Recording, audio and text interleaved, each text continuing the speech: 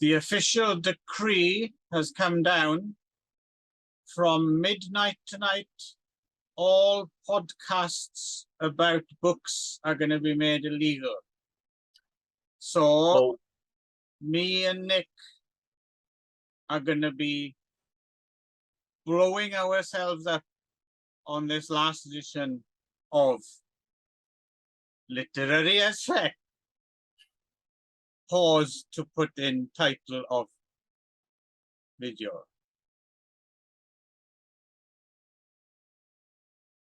And explosion.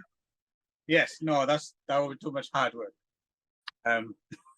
Okay, all right, Clive. So this is your choice this time, and tell us all about how you discovered that there was such a book as The Last Great Death Stunt, and how you discovered that there was such a person as the guy who wrote it, whose name is not coming to me right now. Clark Howard. Yes.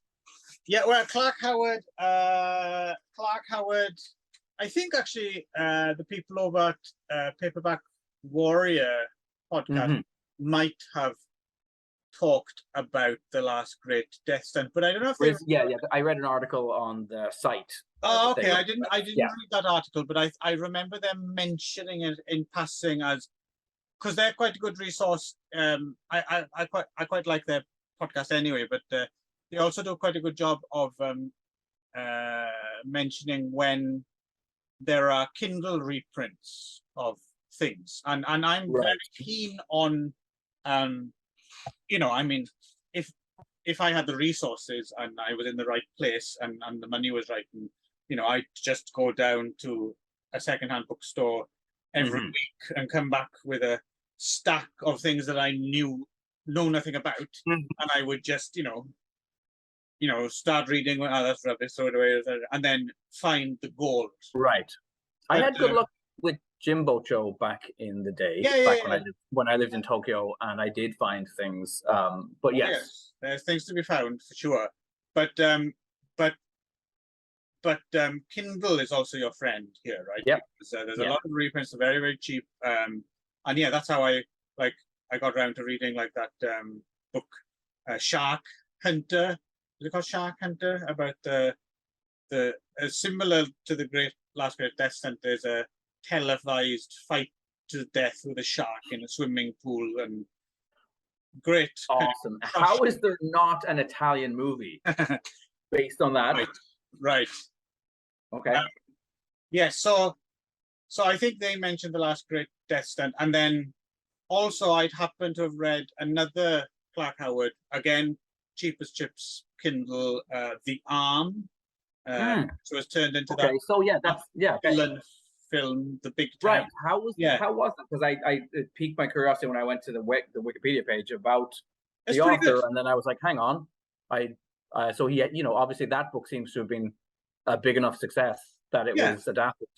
I enjoyed The Arm. I mean, it's not great or fantastic, but I read the whole thing, and it's a Chicago gambling underworld novel, and it's got enough of a flavor, and it's exactly the sort of thing that that I like to discover, read very quickly, and then discard, and I like to have that in my, like, obviously I read certain big weighty kind of classics and non-fiction to learn about, but every now and again I quite like to veg out with something trashier or more disposable, and I think The Last Great Death Stunt fits into this category, doesn't it? So 1977 seems to be set in an alternate near future, I guess. Yes, or just the near future, but the future. It's kind of unclear, but it definitely is in the future. It's in a future where and this is a thing, it's funny.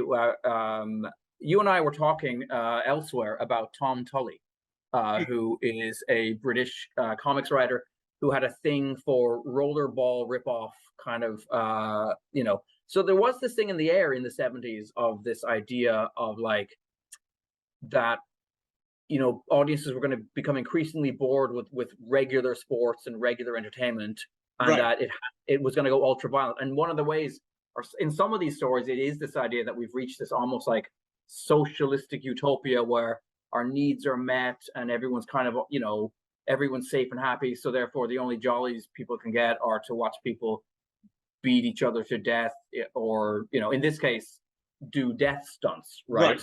Right. But it definitely seems to be the thing of the era. Yeah, and it takes as a starting off point, I guess. It's after we've had people like Evel Knievel and stuff like that, and that Canadian guy that they made that documentary, The Devil at Your Heels, about, which is a fantastic documentary, and all those crazy people, and so in this near future alternate world, that people have taken off from that and gone to even further extremes and gone and done even more dangerous stunts, to the point that the president has to actually put his foot down and say, no more death stunts. No more death stunts. I'm imagining Gerald Ford for some reason. Yeah. Or Jimmy Carter. Jimmy Carter. He's a real buzzkill, I think. Yeah. And Ralph Nader's probably there telling people to wear seatbelts as well. It's all terrible. Yes, so you're not allowed to do these anymore. So one of our two main protagonists, I forget, is Nick something, is it? Oh, Nick the Great. How could you forget? Yeah, there we go. Your own moniker, of course. Yes, yeah. Very pleased to see it in print.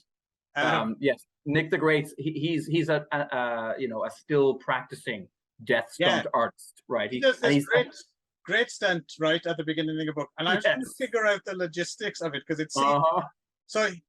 Yeah, he starts off on top of some snowy fucking mountain in like a cylinder, like a toboggan like cylinder, that just careers downhill, and then when the snow runs out, wheels come out the bottom, and then I couldn't quite figure out why this thing didn't get snagged anywhere at any point in time, or just hit a tree and just but somehow it's there's no stopping it, right? It's like a bullet.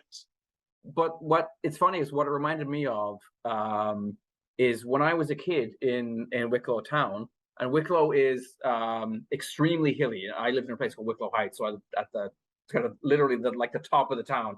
And walking home from it was pretty fancy up there, let me tell you. The council estate right behind us was the place you'd often have I remember it's like Parasite, right? When it flooded, there was the people at the bottom of the hill who got all the sewage from Wicklow Heights. Little Lord Fauntleroy. Yeah. So anyway, Wicklow Heights. Wicklow was kind of like this. Walking to and from school was lots of fun, and trying to bring, groceries back from the supermarket. Also, when my mom didn't drive, was great. So anyway, soapbox car derby things. People building junky, bunch of wood nailed together with some sketchy bicycle wheels on it, and then these things flying down these terrible fuck off kind of streets and just crashing into each other. That was a big part of our cul-de-sac, doing it, but watching it. Our cul-de-sac was at the bottom of the hill as well, and I remember taking all sorts of wheeled objects down the road. And actually, now that I think about this, and I think we've talked about this before elsewhere off air, but also, so it would snow once a year if you were lucky, twice a year, right?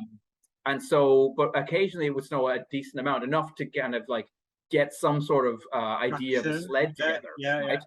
But in Wicklow, so when I moved to Canada, I was everyone had these beautiful GT Snow Racer 5000, all of these, and in Ireland it was basically baking tins, baking tins and fertilizer bags. Well, in danger of this turning into the For Yorkshiremen sketch, I would say, yeah, pretty much. Luxury.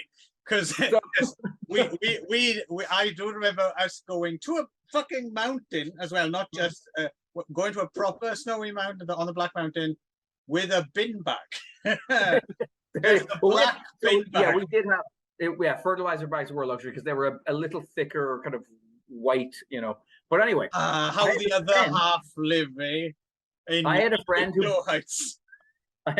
who broke his leg flying down, because here's the thing, it was a road, first of all. Right. So like we had people stationed at the bottom to be like, you know, hey, there's a car coming. Yeah. You know, don't go now. But he went skidding down the road, and instead of making the last turn, there was a driveway at the end of this road, because it kind of came down and connected, and right here at the end of the driveway, went right down the driveway into the back of a parked car and broke a leg, which was fantastic. I blame all those comics and also Junior Kickstart and Kickstart. Yes. I remember another thing we used to do was ride our bicycles down the slide in the park. That was another particular danger. Death stunts, absolutely. Yeah. So I in that way I related both of these things to this death stunt. Yeah, right? I think we're both, because we're right in that. I think this is a little bit difficult for maybe. So you're a few years older than me, but we're basically in that demographic, and also because we come from rural UK, we come from like a rip in the space-time continuum where everything that was kind of popular about a decade earlier was still kind of in the air, right? So, So this is very much a 70s phenomenon, I think, in general. But the time we were kicking around, you know, I know a bit sentient in the early 80s. Like where we were, this was like still super cool. Right? Yeah. Yeah. And so I think, so as soon as I heard of a paperback called The Last Great, I didn't need to look up any reviews. I'm reading that.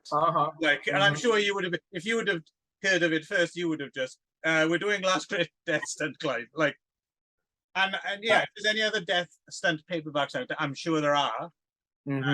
I'll either be talking about them on here or just reading them for pleasure, because it's the sweet spot, right? Yes, like Jaws rip-off paperbacks or things like that, right? Like, and it's the weird sci-fi-ness of it all that really is this, like, because in a way, although I mean, I guess the escalating, the craziness of it all, but like there's an element of it where you're like, there's not that much. The sci-fi trappings are very minimal. Oh yeah, absolutely. Plus, as well, it's kind of, I was a little bit at first. I was slightly let down. Ultimately, I wasn't, but because at first, and he goes, and this character announces, well, actually, I'm going to do one last more great death stunt. Yeah, you've just had this minutes before the and you've just had this toboggan-y weird bullet thing, which is quite entertaining.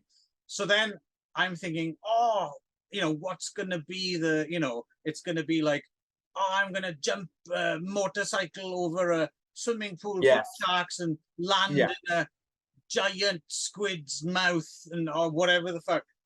And then it's just, oh, I'm going to just jump off the Golden Gate Bridge. Which isn't even really a stunt. It's just suicide. No. Yes, as they establish later in the book. Yeah. Yes. That basically, it's just, nobody survives that. And if they do survive, it's not in any fit state to continue your life anyway. Right. And then, so then another kind of retired death stunt guy is finally basically provoked into not Jimmy Fallon, who I keep for some reason thinking it's somebody Fallon with a J. Right. But yes. Jim Fallon, maybe. Sure. Yeah. But you can enjoy imagining it's Jimmy Fallon, although he doesn't really quite fit the mold. Like I'd imagine. Nope. But yeah, so anyway, and then the rest of the book is basically just a countdown to when this inevitable. It's a bit of a willy or won't he though for a while, because Fallon were kind of like, we're not. I mean, obviously you kind of like, if you have a sense of how narratives go, you're pretty much fairly certain he is going to decide to join in and do this last. But it does take quite a while. It's a slow burn. It's not until Nick the Great actually says, yes, I am the greatest death stunt artists of all time, that he's like, all right, I'll be there. And then you get a few weird little asides here and there, I guess, just for, there's a few kind of sex on you. One weird bit where the president is on the phone while his wife's dressing gown is slowly falling off.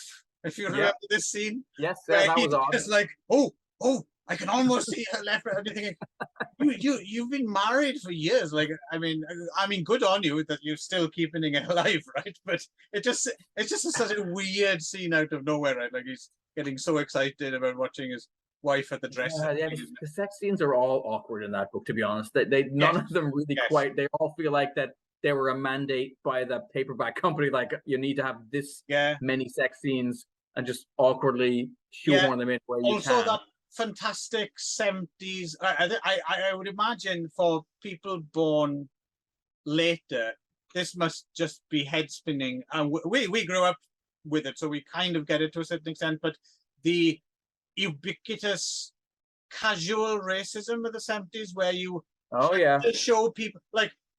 Not that necessarily the author was racist or anything like that, but it seemed to be the thing at the time to like address racist casual racism. I'm like, people talk like this, so let's so there's like, for no reason at all, the newspaper editor refers to the Chinese woman who works in his office as Dragon Lady. Yes, There's a black character who and there's some Italian American stuff, and it's just thrown in there here and there at random, right? I suppose it helped. I suppose it does help to color some despicable characters a bit more despicable. I suppose. Yeah. And I mean, my question was, and reading it, and then it took me a few times of seeing the name and saying it in my head to be like, oh, okay, yeah. The Wide World of Sports guy, Howard Castle. Like, I was like, did Clark Howard hate Howard Cosell? Like, it was such an obvious, like, and so I started hearing all of his dialogue in that Howard Cosell, voice then. Yeah. And then, I mean, like, that's a real hate on. That character is just like a real, Gets anyway. Comeuppance, right, as well. So that's basically the book, and we won't spoil how it turns out. And to be honest, the ending is kind of like it feels like Clark Howard did paint himself into a corner of it, right? Like the ending kind of finishes, right? Yeah. But I have to admit, I mean, I kind of knew I would probably finish this. Like I wouldn't give up on it, but I was slightly surprised quite how caught up I got in it in parts. Like I was actually, the tension did work on me. Okay. Not for you. I know. No, you know what? Okay. I'll give this to the book. It was never hard to read. No. I was never like, oh, this is a slog. No. It was always fun to read. But like, and it's a brisk, I don't know how many pages it is in the Kindle, but I'm guessing it's under 200 pages or around there. Yeah. But I would say overall it really didn't grab me. Part of what you said was exactly what I was thinking. I was like that. I think I expected more death stunts and more crazy. Like if you're gonna do, if it's gonna be that, then it's that, or if it's gonna be the science fiction kind of like vaguely dystopian or whatever it was like. But it ends up sort of in between to me. It was kind of like it's weirdly not low key enough, right? Weirdly low key and weirdly realistic. It was like he's really taking this premise seriously. Yes, I think that's what I liked about it. He's going to try to support with like other characters who are sort of, like the Irish manager and the Irish wife. There was a lot of Irish folk in this book, actually, I have to say, of Fallon, and then Nick Bell's girlfriend, character who's at least sort of sketched in. It was. Another thing I did. It wasn't trashy, right? It was like enough. Yeah. It was. It had a foot in both camps. It wasn't. Yeah. It was just. It was a bit trashy, but not it's as much as it's could have. more tacky than it is trashy, maybe, if that's a distinction Yes. to be made, right? But I don't know. I think there was something so authentically 1977 about it. Oh yeah. It could have been just pure kind of nostalgia, maybe. But I enjoyed being in this world for a little while. It's too bad it wasn't a TV, because they could see it as a great like ABC TV movie of the week. Yeah, with like David Jansen or something like that. Yeah. And I could obviously just see like when they were explaining like he has his motorcycle kind of cape and his moon boots, and I could just see it so clearly, right? So 70s. And then the other thing that was kind of funny was that they drugged themselves like for the 8 hours, which actually does make sense. And it made me wonder about like what was, say, Evel Knievel's method of like making sure he was rested before doing something where he could die, and you kind of want to have your wits about you, like. Well, the thing is, I do that the day before I have a psych job. Well, there we go. I drug myself with sleeping medicine and alcohol to make sure I'm just passed out for a few hours. Right. Yeah. So I can't imagine, and then that's relatively stress-free compared to, a death stunt. Yeah. Although sometimes you do occasionally end up unknowingly having to do a death stunt on a cycle. Yes. Like jump off this boat into the sea. Yes. Yeah. What? But yeah, no. The other thing that kept running through my head over and over again was that sometimes they add nitro to their cars to make them go faster, and they do for 8 or 10 laps, and then they blow all to hell. Yeah, just Evel Knievel's voice and Manor Asterman's guitars were just in my ears this entire, which was they'd be a great soundtrack. I think to this book. It is something that the whole thing. Just the whole drag racing and the whole world. I remember on one of the something weird DVDs that they put out, like those double bill. They put one out of like a couple of swamp movies. I can't remember, Swamp Girl or some other swamp film. And the extras on the disc was they had this footage of like this was something I wasn't familiar with before, like swamp drag racing, which I immediately fell in love with because it just seemed like such a stupid, ridiculous destruction of the environment, where they just put these big, like, I can't even remember what they were. They were like, they weren't trucks. They were kind of like, what were they? They were like, they looked like some kind of agricultural vehicles or something, like like a dune buggy had sex with a JCB or something? Threshers or something, and they just drive them down a swamp for no good reason. And then of course it breaks down and smoke comes out, and there's all these hicks watching, and I thought, that's amazing. This is the best sport ever created. Like, just not like what even is that? How do you even judge if someone wins or? So that whole thing is just But obviously I'm demented. But once upon a time, it seems the world was demented as well, and it matched. It matched. Yes. Your prime time was about 1977 for sure, Clive. Yeah, I was definitely born way too late.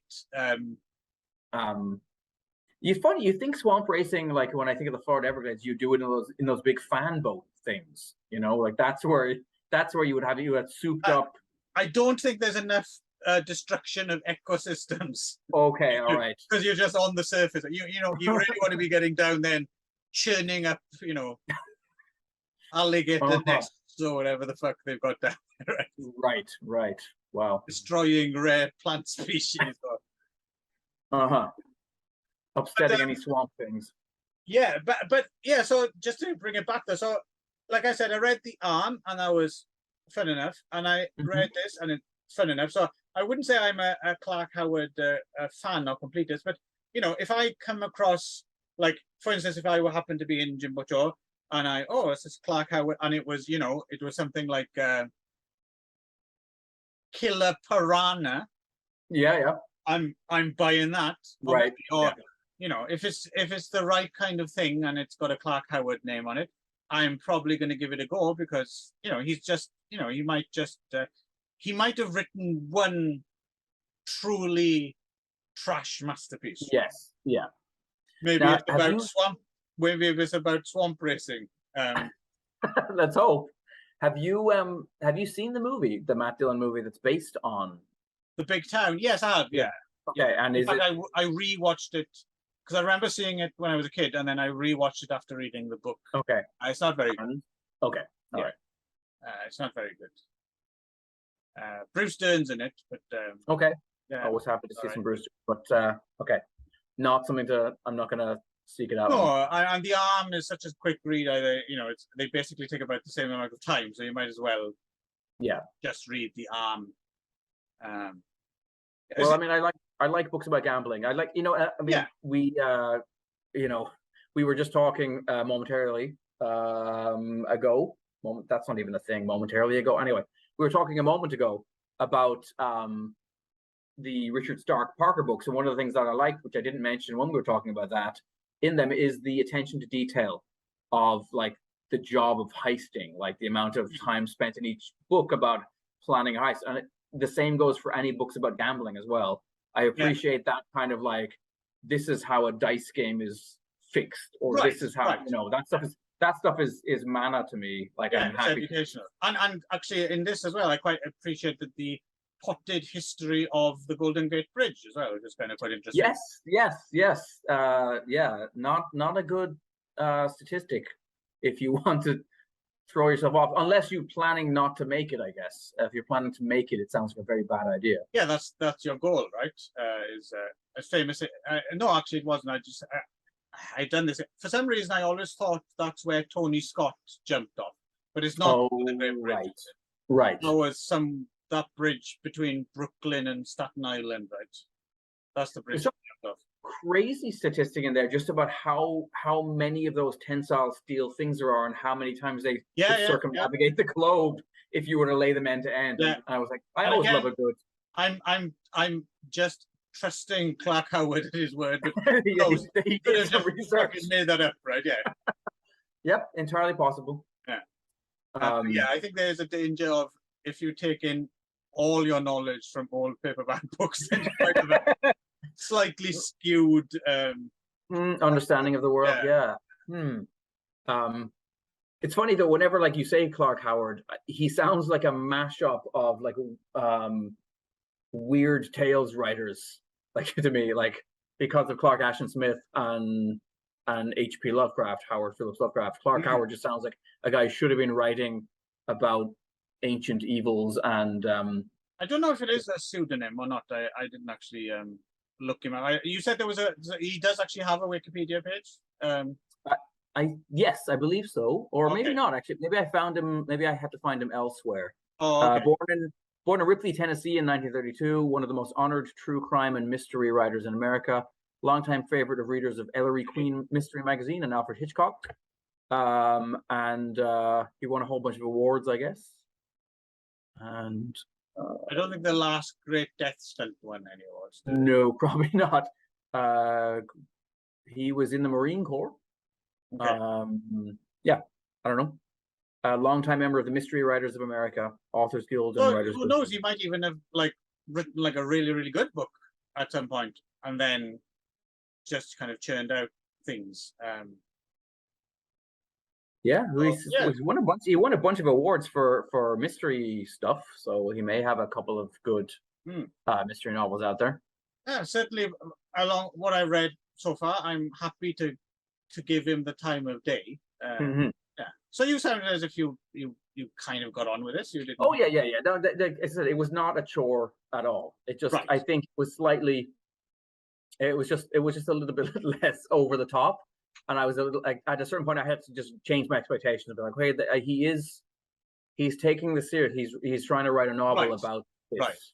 Right. I would be reticent to recommend it to anyone. I think probably if you're the type of person who gets excited to find that there's a paperback called The Last Great Death Stunt, then then you should read it. Yeah. And I think also, if you don't understand what the appeal is, then don't Mhm. bother. I think you will Yeah. know if this is for you or not, right? Just yes, yeah. sight The and truth feel. is in the title here, I Yeah, think. Yeah. yeah. And certainly if you're the kind of person who would slide down a mountain on a bin bag, or build a car out of packing crates and run it down a road that real cars are driving up, then this might be the book for you as well. Oh yeah, if you spent large parts of your childhood building ramps, I seem to spend a lot of my time, and now in retrospect, I'm like, why were there so many? Like, you go out now, you try and find like planks of wood and cement blocks and things. Like, where would you? I don't even know where you'd find them now, unless you went to a hardware store and bought them. Like, that shit seemed to be everywhere I was a kid. Where was it from? I think everything was a building site in the 1970s and 80s. Yeah, especially in Ireland and in England. I honestly, think that's how I remember it. I remember just not even giving a thought to. Yeah. Yes, next time my father goes to the garden centre, I'll get him to. No. We need a wooden, and we need a cement. Oh, there, we go over there. Yeah. There's a cinder block. Yeah, there's a cinder block there, and then there's I think constantly we used to go out and just build forts up the back behind our houses, and there was tons of random scrap wood there to just pipes and shit. And there's like a. It's still actually there to this day, because I asked my mother the other day on dinner. There's a spot just where a road forks opposite where the bus stop is, and there's just like an old, like, corrugated iron roof wooden shack, which no one's ever been in for like 50 years, and like behind it there's just like a spot, just as a space, and it's just full of like tetanus, basically. It's just a pool of tetanus and sharp. And yeah, we used to go looking through there to see what we could find to make a vehicle out of, Well, yeah, I mean, the other big draw of the back, which was this patch of scrap ground or whatever that sadly is gone now, there was an old abandoned car that had been burned out there. But it still had all the springs in the seats, and like the steering wheel was still there, so you could get in and get tetanus by kind of bouncing around on the springs. And driving around in it. And the other thing was, people would constantly, there was a thing in the early to mid 80s, I guess, there was an obsession with Vietnam because of First Blood and Rambo. So there was all of these like magazines, I think mostly published in England, about like survival tips, and everyone had that Rambo knife with the matches in the end of it. And so I had friends who we spent all of our time just digging pit traps. Yes. Putting spikes at the bottom and covering them up, and then hoping, I think you need to see the film Son of Rambo. Okay, yes. I think I've heard about this, yes. Massive nostalgia trip for the initiated. Yeah, the other thing I remember, speaking of old cars, I still don't know quite why they did this to this day, but there was a lane around the back of our park, and it went down to the river. And obviously, they at some point they built like an artificial river bank, with like stones and things that had come from a storm beach or something, whatever. But rather than just like, you see these sometimes, they have like fencing around them, right? Like rocks with like a wire mesh like along, But yes. Yeah, for some reason, our version of it in our village was they'd lined the river. They'd basically buried old cars and filled them full of stones. That's fantastic. That's so post-apocalyptic. Yeah, well, you'd go down. What a place to go play at the river, and there'd be like, these just like cars, like half submerged and full of rocks. Like, they've been so magical. Yeah, I'm glad to put up with that. But they've removed them now, so kids in the area don't get the benefit of it anymore. I would have been there every single day. Imagining the end of the world. Pretty much were, yeah. Awesome. Yeah, right. Okay, so maybe that's a great place to finish our discussion of the last great death stunt by Clark Howard. Yeah, if it's for you or not. That's all that needs to be said. I think no surprises here really. I enjoyed it. Yep, it was good fun, and Right. Until next time then.